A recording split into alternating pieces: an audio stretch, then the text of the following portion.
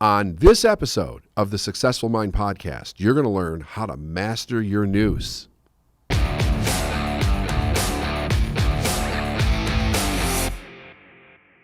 I'm frequently asked, how do I control my thinking when there's so much chaos going on? And, it's a really solid question. We go through life with an extraordinary amount of information that basically hits us in the face every day. And for years, I've told people one of the greatest things that you can do is learn how to master your environment so that you're kind of controlling the amount of information that is coming to you on a regular basis, so that you can control your thinking and be productive in what you're doing and make good decisions.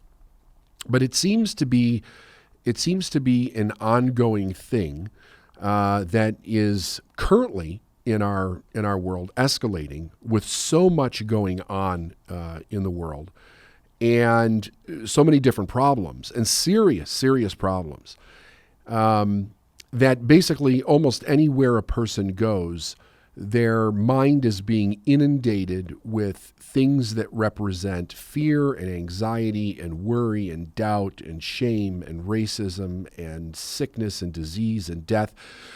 Like there's a lot going on right now. And my inbox is constantly full with questions from clients about how to kind of handle their mindset through everything, so that, number one, they don't get engulfed in drama, they don't get engulfed in fear, and number two, they're able to continue to move their life forward to some degree.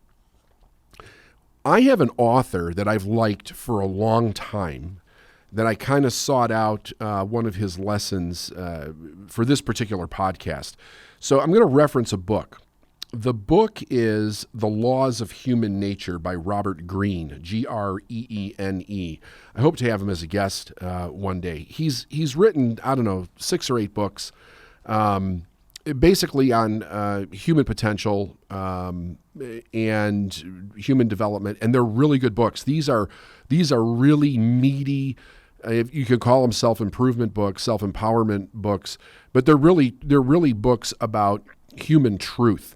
Who we are as people, who we are as a world of people moving in a direction. How do we operate? How do we think? How do we react? What are the things about us that we don't know that we need to be aware of so that we can more master ourselves? And like I said, I've always really loved his material. It's really, like, if you look at this book, I mean, it's a substantial book, and all of his books are quite substantial, by the way. And there's no fluff in any of these. So when I remembered this story that he told about Pericles, who was a Greek politician that started practicing around 463 BC in Athens. And, Athens is named after the goddess Athena.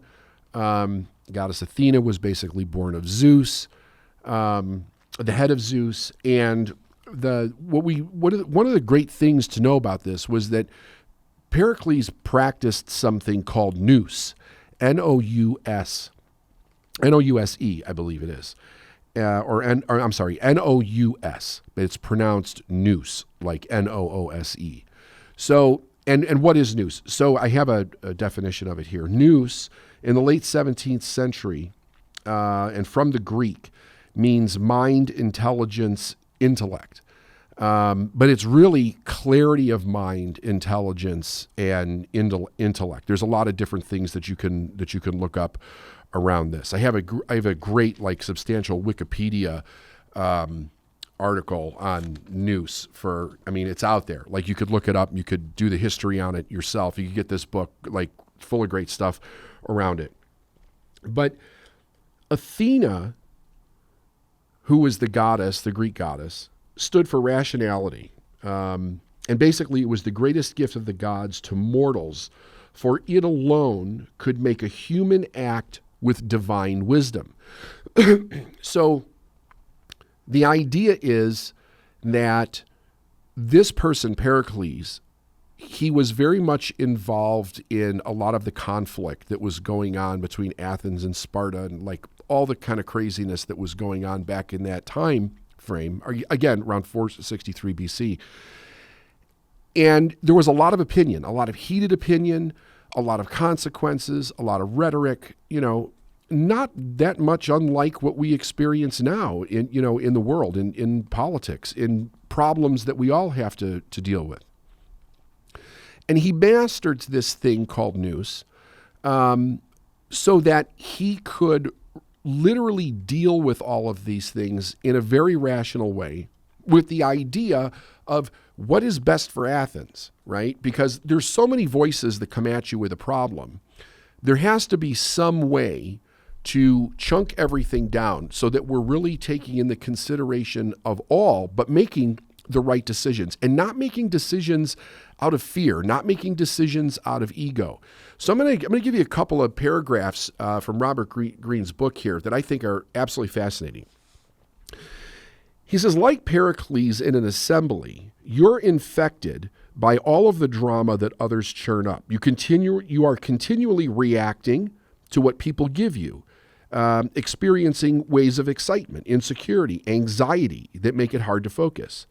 Your attention is pulled this way and that, and without a rational standard to guide your decision, you never quite reach the goals that you set. Now, I think it's fascinating that he wrote this, because he actually brought it to the end result in this paragraph.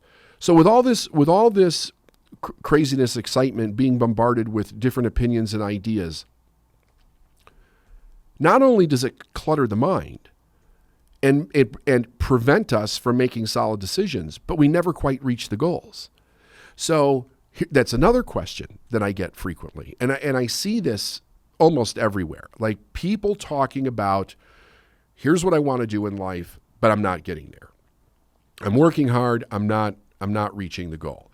And for years working with individuals, when I first start working with them, one of the things that I do is kind of a bit of a deep dive into the work that they are doing. Like what does your daily calendar look like? What are you working on? How productive is that work? What are your skill sets?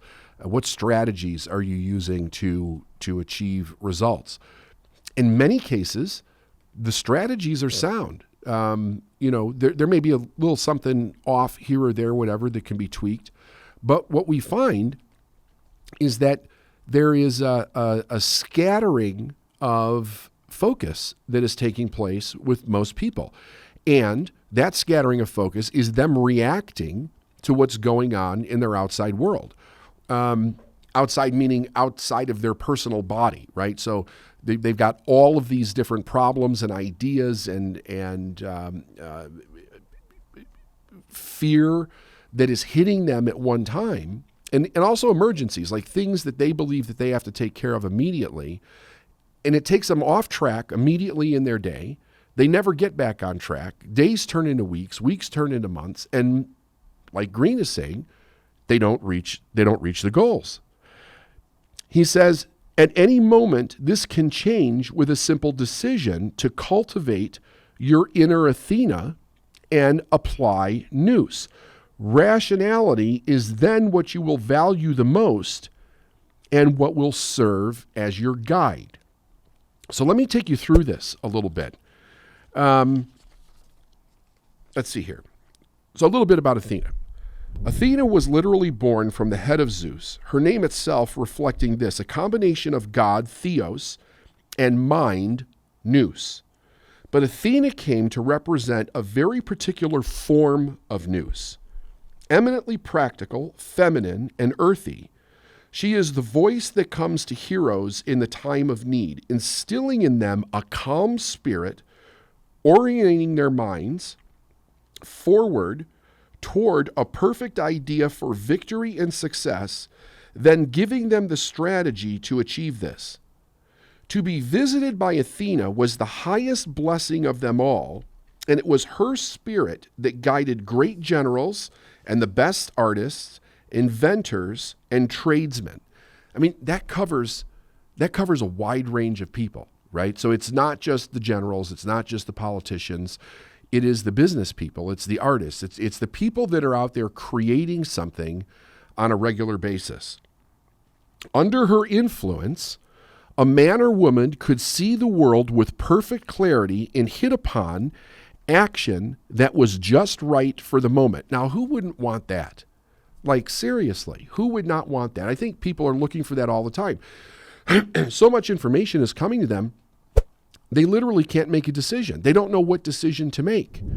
And with the way that the world that we're currently experiencing, we've never quite experienced anything quite like this.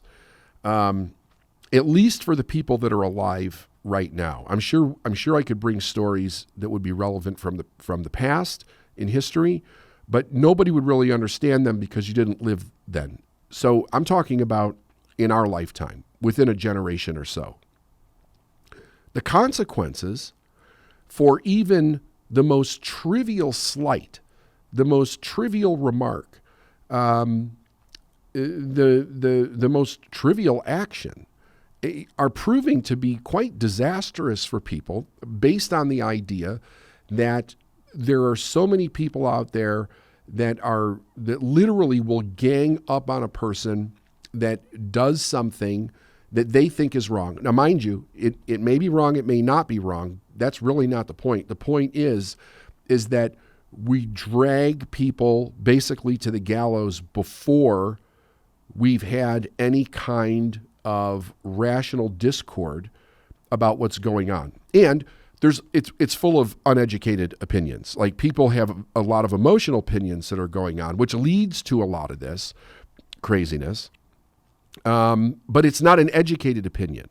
They don't back things up with statistics and studies and things that are hardcore evidence to hold their opinion. It's just an emotional opinion.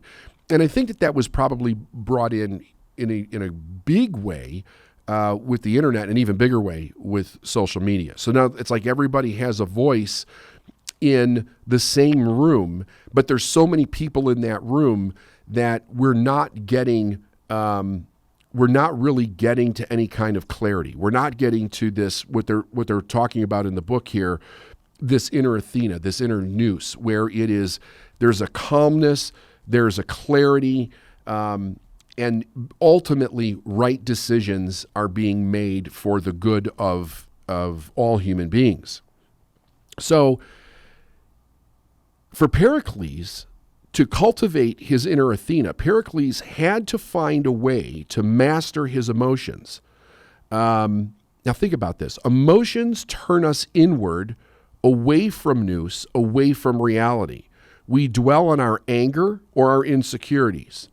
If we look out at the world and we try to solve problems, we see things through the lens of these emotions. They cloud our vision. Pericles did something different, though. He trained himself to never react in the moment, to never make decisions while under the influence of strong emotions. Now, let's just pause on that one for a second. Think about this. Think about how you could apply this to your life for a moment. Strong emotions really cloud our reality because we see it through the filter of that emotion. And that emotion is very much like a drug. We only see it based on what the emotion is actually highlighting, emphasizing, pointing to as important. We don't see everything that's going on. We only see through the lens of that emotion. And what he's saying here is that Pericles realized that he needed to distance himself so that he would never, it actually set a value for himself. I'll never make a decision under strong emotion. It's a one-sided decision. You're blind to the truth when you're making decisions under strong emotion. He said instead, he analyzed his feelings, right? So think about this. Something happens, strong emotion, he stops, analyzes his feelings.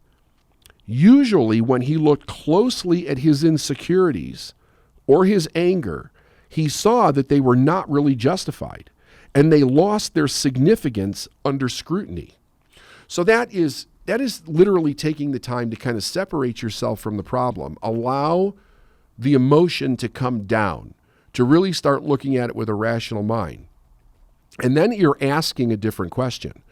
Like, why do I feel insecure about this? Why do I feel fear about this? Why do I feel anger about this? Because now you're doing some inward work when you do this. If you don't, you almost always end up projecting the insecurity, the anger, the ego, the fear, whatever it is, onto another person or onto another thing. And that is not thinking rationally. That is emotional projection onto a problem or a person or a situation. That does not lead to rational discourse. That does not lead to solid problem solving. So things stay in a chaos that keeps circling back on itself and making it more chaotic to the destruction of just about everybody that's involved, because they don't pull themselves away from that intense emotional feeling before they actually sit down and think. Okay. He then says sometimes he had to physically get away from the heated assembly to retire to his house. He had to take himself out. I need to remove myself from these people, right? So that's like assemblies like Congress, I guess, right? So he had to remove himself from that situation so that he could actually think clearly, because there's too much going on. He can't get his mind straight. It's being pulled in too many different directions. He would then remain there alone for days on end, calming himself down. Slowly, the voice of Athena would come to him. He decided to base all of his political decisions on one thing: what actually served the greater good of Athens. His goal was to unify the citizenry, why can't I say that?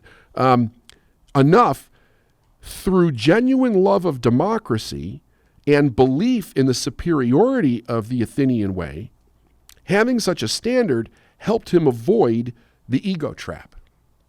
So now, look, he pulls himself away. He analyzes himself. Why am I experiencing what I'm experiencing? Not that there's something wrong with him, but to get to the truth of why he feels the way that he feels. And I have taught repeatedly that it's our inner truth that really sheds the most light if we can get to it. If we emotionally react, we don't understand what's actually going on. The emotion that we're experiencing is very important. It's important to really understand what it is and what its motive is, right? Because emotion has motive. There's no question about it. It has an intention. And in many cases, the intention is to deflect off of anything that is going on that is insecure or in fear or incorrect within us and project it onto something else so that we can stay right. And staying right makes us feel certain. When we feel certain, we feel safe. And then usually the fear and the anxiety start to come down. But we didn't solve the problem. We actually made it worse. And many times we buried it under something, right? But it only comes back to rear its ugly head later on. He stayed home as long as it took, not only to analyze where the emotion's coming from and what it means, but then after he's got that sorted out, so he's not making a decision based on raw emotion or intense emotion. He wants to hear the inner voice of Athena. He wants to hear that nous. Now, what he's talking about here is truth. That's what it is. If you get in here and you do some study on this idea of nous, you find that it all leads to the proper use of the mind and the intellect will lead us to truth. It will lead us to the ultimate truth. There's not two conflicting truths in the universe. It's either true or it's not true. You may have something that appears to be conflicting and you believe that it's true, but you probably don't have all the evidence yet, right? So that is why it's important to take time so that you can really think through this thing. Now, he also set a standard for himself. And the standard was, what's best for Athens? We can set standards very, very similar. What's best for our company? What's best for our family? What's best for our country? Really looking at how do we want to live our life? What kind of world do we want to live in? And what's best for everybody, right? I mean, how many ways have we seen this message? You know, treat your neighbor like yourself. You know, be kind to other individuals. Have empathy. Don't judge. You know, really try to step in someone else's shoes for 5 minutes. We want to pull away from the ego and consider what the truth is about what's actually going on, and remove ourselves from the accusation. Because if we get into an accusatory stance, generally it's high emotion, and then we fight for the right of that accusation. Now, I believe that if you step back, you remove the emotion, you allow this truth to come to you based on this focus, right? And it's interesting because they use the god Athena here, right? So they say, or Greene says, Athena would come to them, right? So apparently the way that this is documented, they have it so that this goddess, or the intelligence of this goddess, would come to them. It's no different than like when we sit back and we decompress, analyze a problem, have a standard that we want to shoot for, and a higher authority of truth begins to come into our mind. It starts to become very clear. Clarity is the natural state of the universe. Fear, worry, doubt, stress, many different voices with different opinions all at one time, all cause a scattered mind. And it induces fear. And when fear is induced, we don't know what to do to be safe. We become scared, and we start making decisions based on the fear, not based on the truth, not based on the calm. Calm is also a higher standard, right? So if we're saying, I want to make a decision that brings me peace and calm versus a decision to stay safe, it could be very different, because people will often make decisions to stay safe out of fear, and it's not a decision that makes them safe. It actually creates more reasons to be afraid.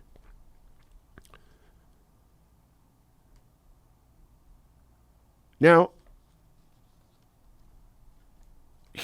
so where does this come from? I think we have to address where it comes from. And I think there was a great man, Fyodor Dostoevsky, who wrote something that I have always found very interesting. And what I also find interesting was that Greene put it in this book. And I'm going to read it to you, because I think this kind of nails it in a nutshell as far as like the human mind. We have to remember that our mind has to be cultivated. Nobody's born with a rational mind. A rational mind takes time and deliberate attention to get to the place where we actually know how to use it so that it's rational. So Dostoevsky said this: it's just as though one's second self were standing beside one. One is sensible and rational oneself, but the other self is impelled to do something perfectly senseless and sometimes very funny. And suddenly you notice that you are longing to do that amusing thing. Goodness knows why. That is, you want to, as it were, against your will. Though fighting against it with all of your might, you still want to. And I think that we can think, when we were kids, if you go back and you look at your life, the younger you were, the more that is real. There were things that you wanted to do. You may know that you shouldn't have done them. You were impelled to do them anyway. And there's this want to. There's this want to do the thing that is silly, the thing that is crazy, the thing that is that is absurd. that is an unrefined mind at work. So the idea here is that we have to really focus on the idea of where do we want the result to go ultimately, because everything else is just chaos. Now, he wrote something else here. He said, emotions tend to narrow the mind, making us focus on one or two ideas that satisfy our immediate desire for power or attention, ideas that usually backfire. Now, with calm spirits, you can entertain a wide range of options and solutions. You will let me see if I read that again. You will deliberately wait longer for acting and to reassess your strategies. The voice will become clearer and clearer. When people besiege you with their endless dramas and petty emotions, you will resent the distraction and apply your rationality to think past them. Like an athlete continually getting stronger through training, your mind will become more flexible and more resilient. Clear and calm, you will see answers and creative solutions that no one else can envision. So let's just recap this. So the idea is, how do we get into the rational mind where we're bringing in truth where we can see it? We understand that we're being bombarded with ideas. We understand that we're having an intense emotional reaction. We make a conscious choice and set a standard for ourselves to remove before we make a decision. As a matter of fact, not before. We never make a decision when we're in an intense emotional state. No matter what, we remove ourselves from the situation and we take as long as necessary to get into a calm mind. We assess what our intense emotion is about and write it down so that we really understand what's going on. Is it some kind of fear? Is it some kind of problem that I'm not aware of in myself? Is it some kind of ego? Am I holding an idea that is separate from the good intention that I actually have? Whatever it might be, we really get to the root of it. We put that aside. We ask ourselves, what is best for the all, whatever the all is, your family, your business, yourself, the country, whatever. What is the best for everything involved, concerned? And then we make decisions based on that idea, because when we get that clarity, the truth then comes in. And then we think, well, what's the decision? That's where the truth comes in. When you do those steps, the truth comes into your mind. It becomes clear what the decision is. It becomes clear what the answer to the problem is. It becomes clear on what it is that we need to do. So again, one of the reasons that I chose this book, and people get this book, like, it is a phenomenal book. Read all of Robert Greene's stuff. It's really great. Even if you don't agree with it all, you're going to get a really in-depth perspective that is going to cause you to think. I mean, it'll cause you to, if you don't agree with something in here, it's going to cause you at least to research it and come to your own opinion, which I also think is phenomenal. But the idea is that right now we're going through a time where there's a lot of intense emotion, just a tremendous amount of intense emotion. And I see people making decisions in that intense emotion, and they're making huge mistakes and errors because of it. We need to really learn how to pull ourselves back and get to a rational mind.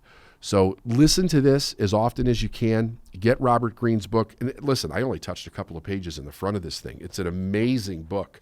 Again, it's the Laws of Human Nature by Robert Greene. And there's another one, the 48 Laws of Power, which is really fantastic also. Like I said, he's got a bunch of books. He's got about 8 of them, I think. I think you'll really enjoy him. He's a great author. I'll try to have him on at some point. All right, everybody, remove yourself from intense emotion and deal with a rational mind instead. You'll be much happier you did. Take care. Hey, everybody. I hope you learned a lot about your nous. It was pretty fun. It was pretty exciting.